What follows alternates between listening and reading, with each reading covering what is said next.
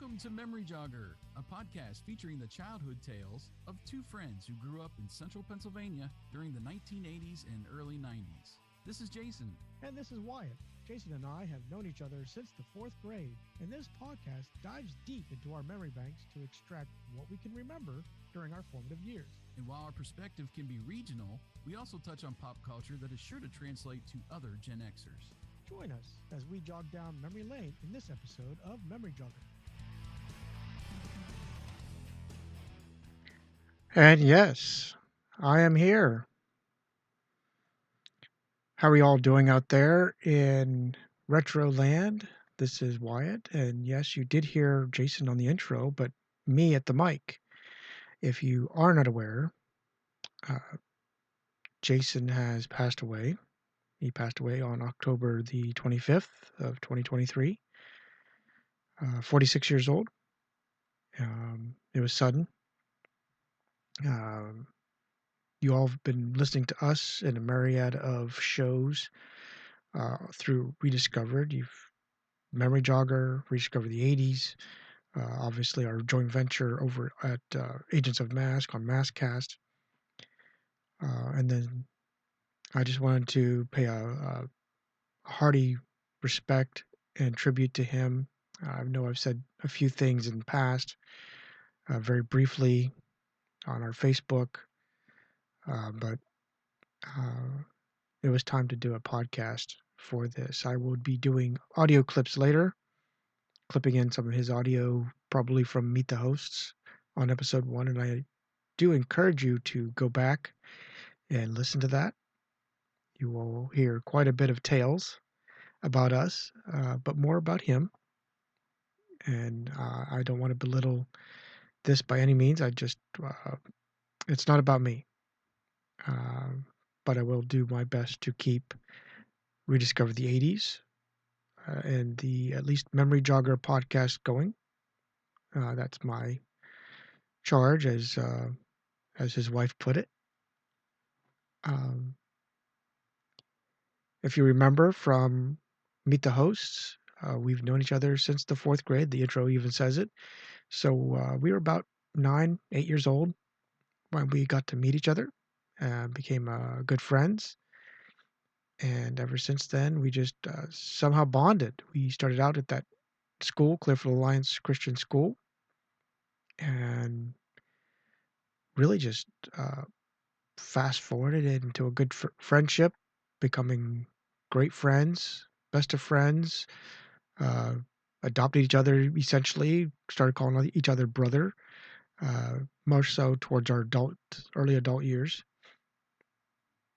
But we shared a lot of similar interests. And for me, I think that's what's the challenging part for me, because there was so much that we shared together. We both grew up in the same area, really. We grew up in the same school. We worked at the same radio station. You've heard us talk about that now a number of times, especially on episodes 10 and 14, my favorite episodes.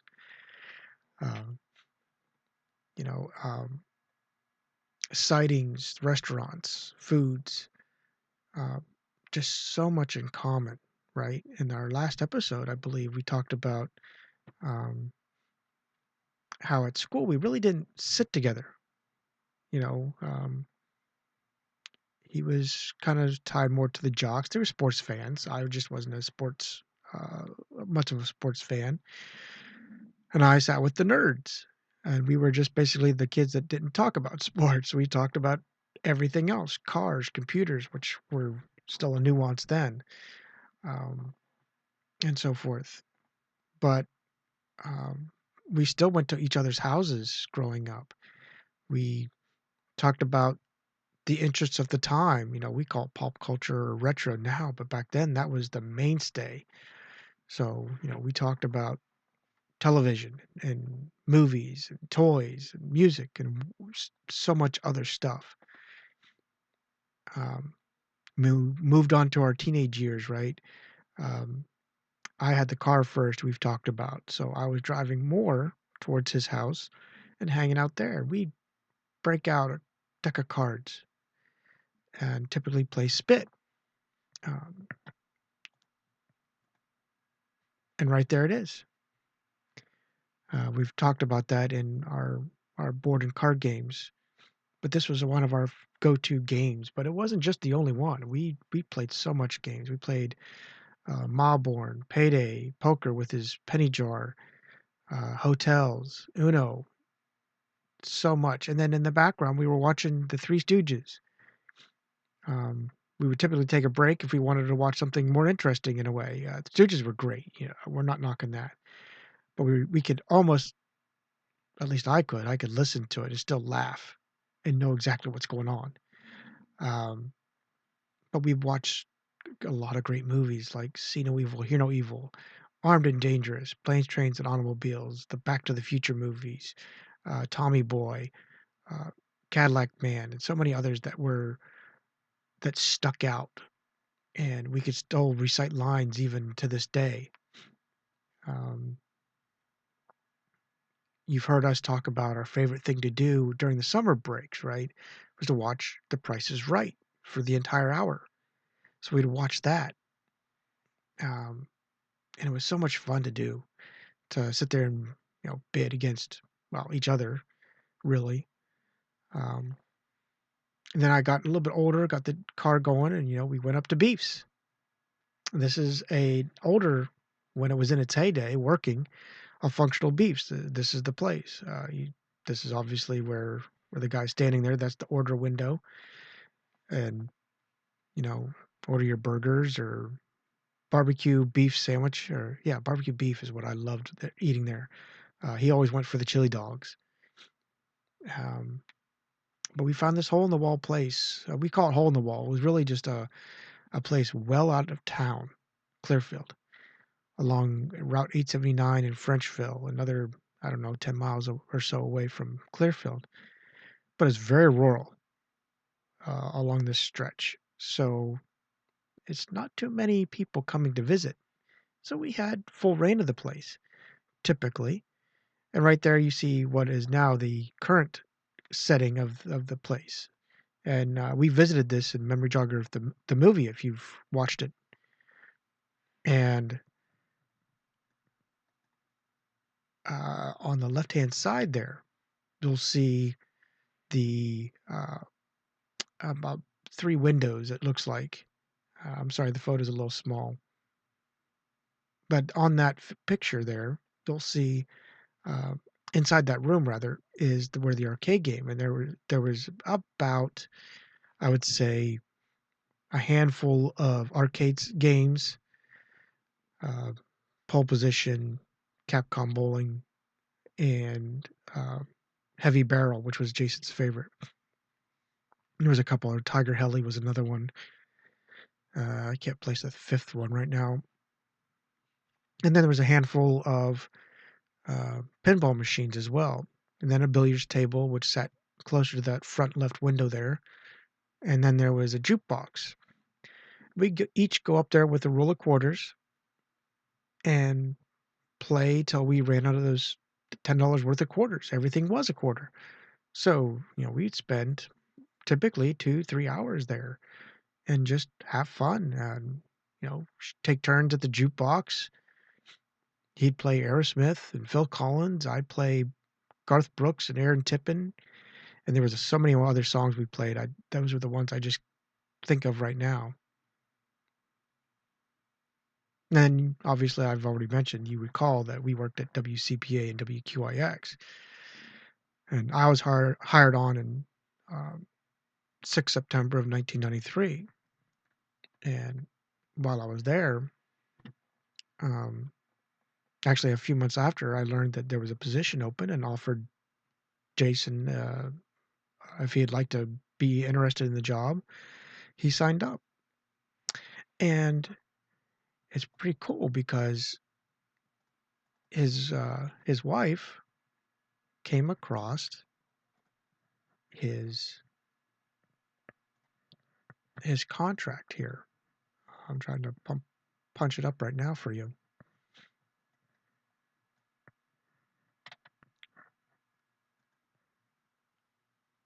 I thought I had it saved.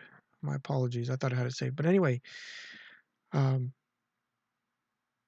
he was hired on 7 July of 1994,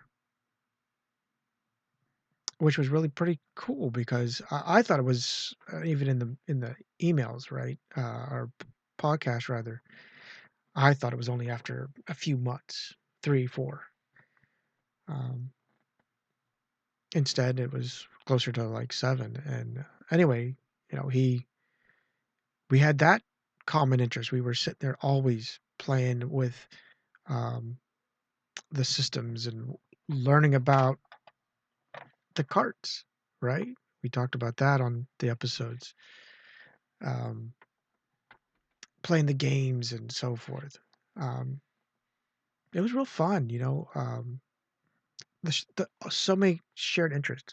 Well, then, you know, I signed up for the Air Force shortly after I graduated, left for the Air Force in February of 1995. A year later, he ends up going to Tacoma Falls College, and we still stayed in touch. We were, you know, sending letters back and forth, snail mail, calling each other on the phone. I can still recall calling him about every 3 weeks, and he would be working at the radio station Sunday morning, and I would call and ask to be put on hold for about a minute. Um, and the first time I asked him, he said, "Why? Why? That's kind of ridiculous." I said, "Well, because I get to listen to the FM, get to listen to the cool rock or whatever is going on over there." So that was just my thing. But we, you know, talk even more on Yahoo Messenger. That's something I still hold in high regard because not only did we chat, right, but they had these gifs embedded in them that made a sound, and the fondest ones that we still said up until his passing was the one that had a dog, cartoonish dog that would go, "What up?" And we had fun with that. And now in between, we'd play the billiards that was embedded, the Battleship and Scrabble, the games that were embedded with the chat. So that's why I always held it in high regard because there was more to it than just Messenger. Um, Again, we talked about it quite extensively on episode 10 and 14 of Memory Jogger, where we were talking about um, Jason's time at WTXR. That was his radio station.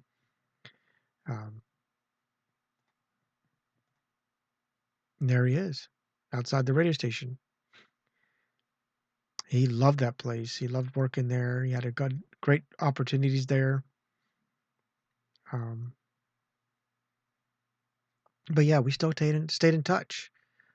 He'd tell me about what was going on with the radio station there.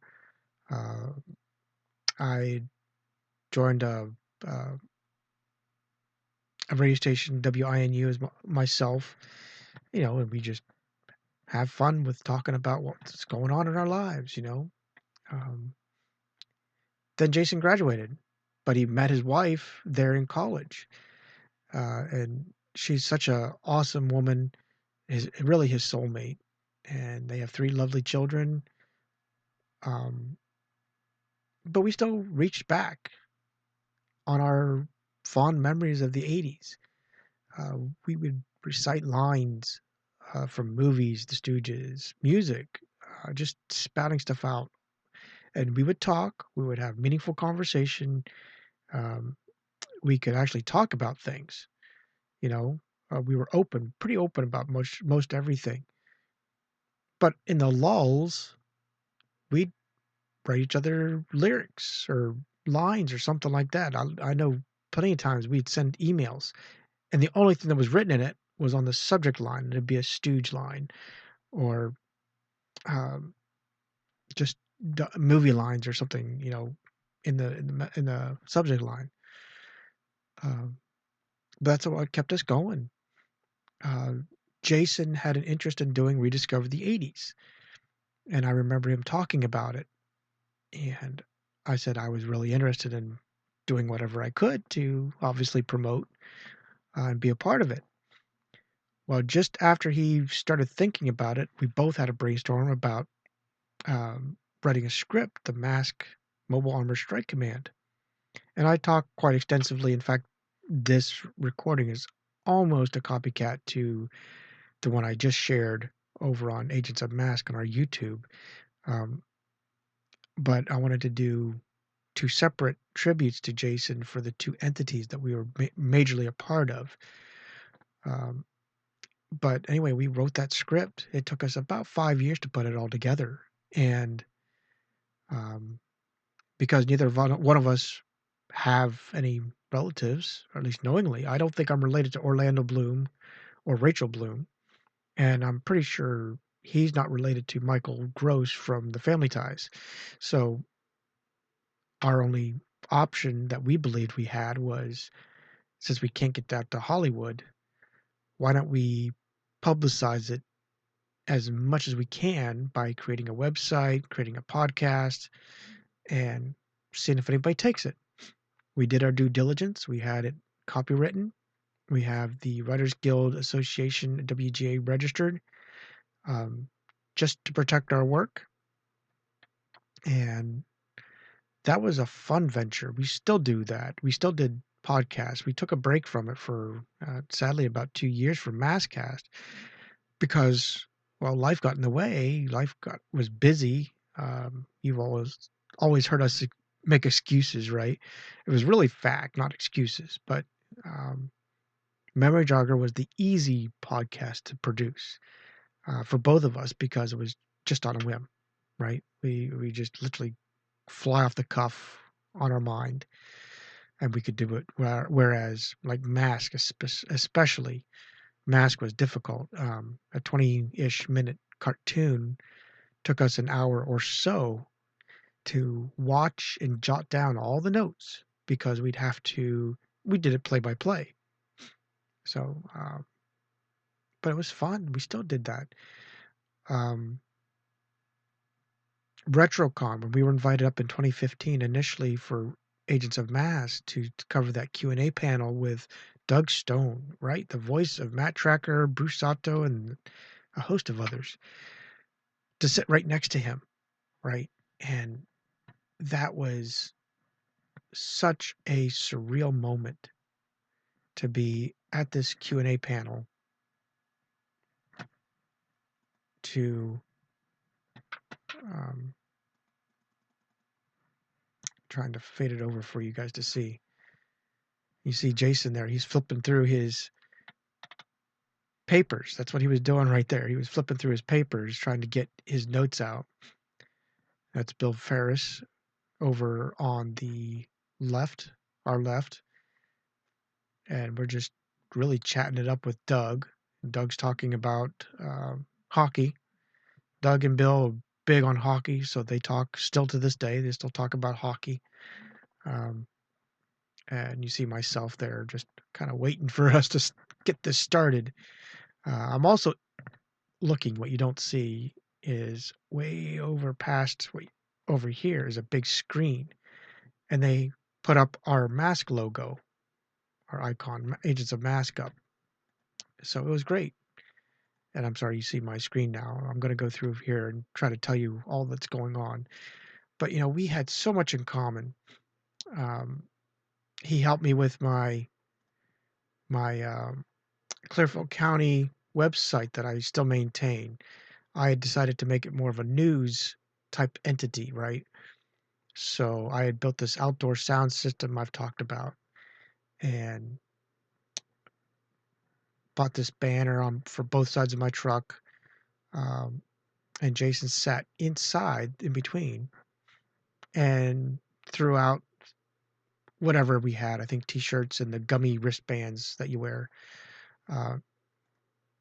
And I didn't realize that he had this sitting in his Facebook gallery. But this was his top view from when he was driving around in the parade. You see Sandy Township Fire Department here. And we're going through a part of our hometown there. Yeah, I had a CB antenna. Yeah, I know. But yeah, we were just blitzing, playing music as loud as we could.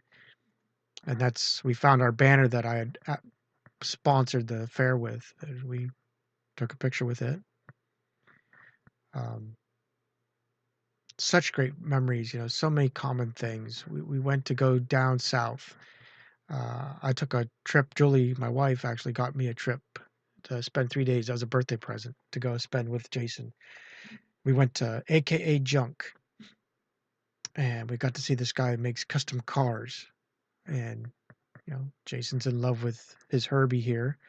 You see in the background, you see uh, the '89 Batmobile, and what you don't see, but it's there. He has the pop-up guns. Actually, I think that's right there. And they're sitting there. This guy pulled out all the cars. Kit is. I don't directly see him. I think Kit's. Yep, there's the shadow. Here's Kit. Kit was right next to Herbie.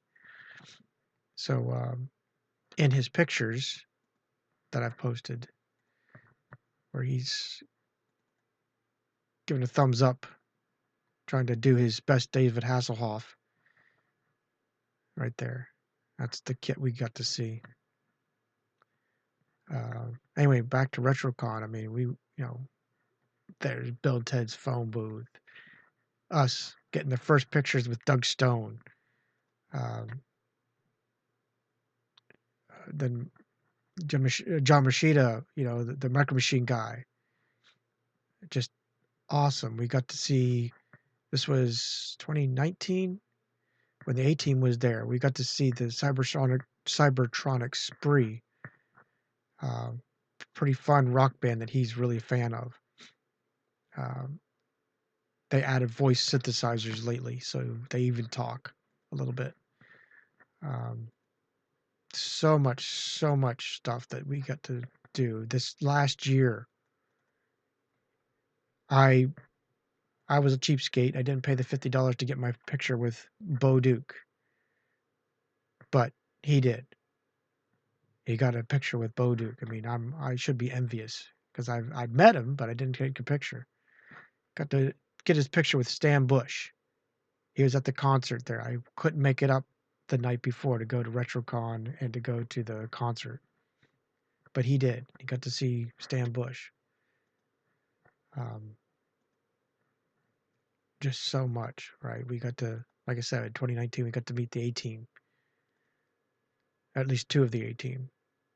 He's dressed up as Hannibal, and myself dressed up as Murdoch with Saki. You really can't see it, but maybe you can make it out, the Thermidor claw that he'd carry around on one of the episodes. One of the last conversations that I had with Jason was, there was two going on. We had multiple conversations sometimes. One of them, though, and I'll pop the text message up here.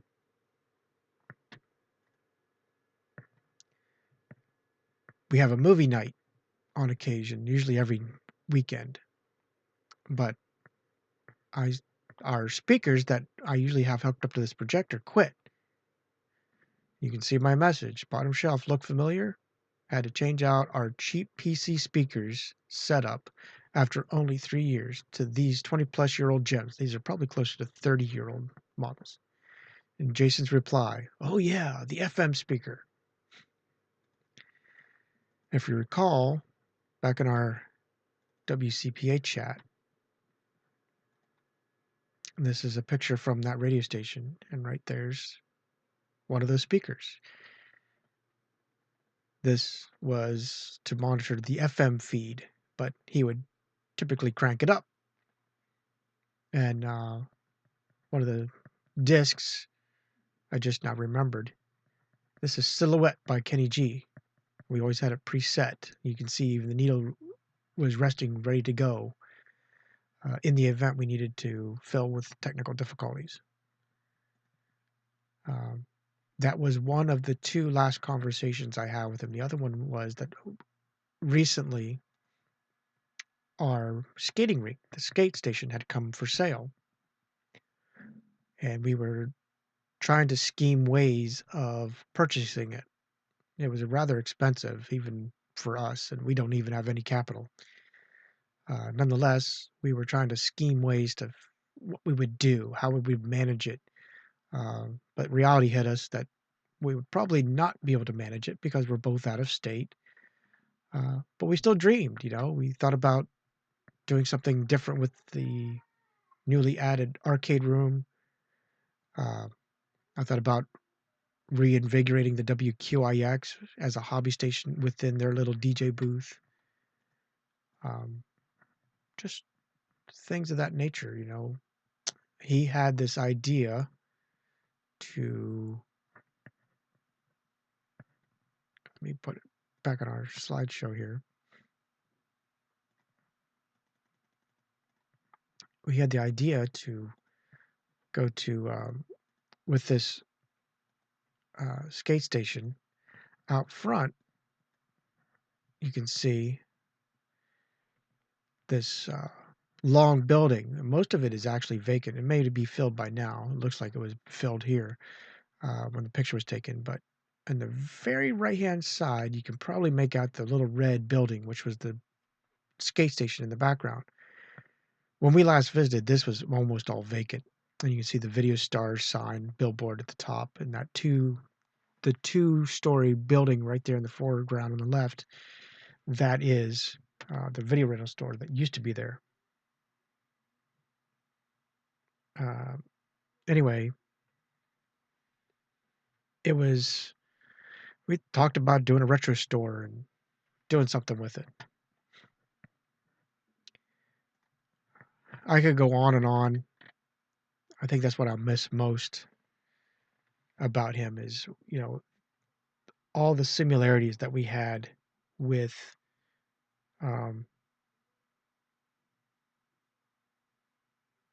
between us. I could relate and see the Fullington charter bus.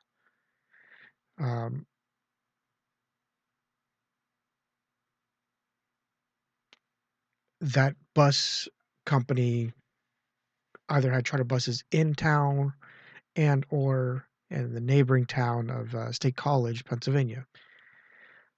So I'd see them traveling down here since I'm in central Maryland, about in between of Baltimore and D.C. And other things. I'd see a Walmart truck that was from Woodland, Pennsylvania. There's a distribution center based out of the neighboring little village, Woodland. Just so much. But like all of us, I had dreams about WCPA and I know you've seen my pictures in the background several times. Again, back to the radio stations, I was going to recreate that booth. And my plan was to have him be the one that initiates it. That was my vision. Again, it's my dream. It wasn't really his, but he wanted to do something. He wanted to play with it just as much as I did. And I wanted to debut it on a September when he would be up for Retrocon. And that was my vision. What he didn't know was I was going to put him on the spot. My plan was to give him the courtesy to run the radio station for you all live via YouTube and show you how everything worked while I would be holding the camera and talking things through, right? But I mean, having him really get it, because I'm big on memory and muscle memory and so forth. And I think for all you listeners out there, you can recall that Jason sometimes forgot we'd have conversations. So I don't know that he would remember most of it, but he remembered, like I said, the carts that I've shown you, and so forth. But again, life happens and things happen unexpectedly. I mean, he passed suddenly at 46. It's been a month since he's been gone already. I still remember the phone call from his wife. It was a shell shock to me. Many of his retro community fans and friends have come out and shared their condolences with him and his family. There's been tributes. There's a GoFundMe that's still active if you're able to. But for me, getting past all this, I was weeping, sobbing for about a week. But what helped me is that both of us are believers in Jesus Christ. Not ashamed of that. So I know that he's in heaven, just waiting for us. So when my time comes, whenever that is, tomorrow or 40 years from now, I'll get to see him along with my parents. So I'm fine with that. And if you'd like to see his celebration of life service, if you haven't seen it, or if you weren't aware of this passing, you can go to YouTube and visit the Gateway Baptist Church of Montgomery, Alabama. And at the time of this recording, it's still active. It's still there. It's a little over 2 hours, but you'll see everything, and it was a awesome time. As far as Rediscover the 80s and at least Memory Jogger, I will do my very best to keep both active. I will do my very best to maintain both sites. Rediscover the 80s and Agents of Mask. That's what his wife has passed on to me. I don't know that that was a planned thing, but she was like, "You can have all the nostalgia you want. I'm not having part of it." Um, so I will do my very best. He was very active with the Retro Network. I don't know that I will be able to keep up the pace that he had over there, but I will share inputs and be a part of that community as well as best as I can. Um, Again, he's going to be probably a part of this podcast in some form of way. I'll bring him up in memories. But I wanted to give this as a big tribute to him. Give an update if you haven't heard the news. This is the video side of it. I'll have to edit in some audio clips on the podcast side I plan to do. But I wanted to thank you all for those that have written. Thank you. Those are blessings to us. All the condolences and thoughts and prayers. Thank you. And again, thank you all for being such great fans and friends to us. And we'll catch you later. See ya. Thanks.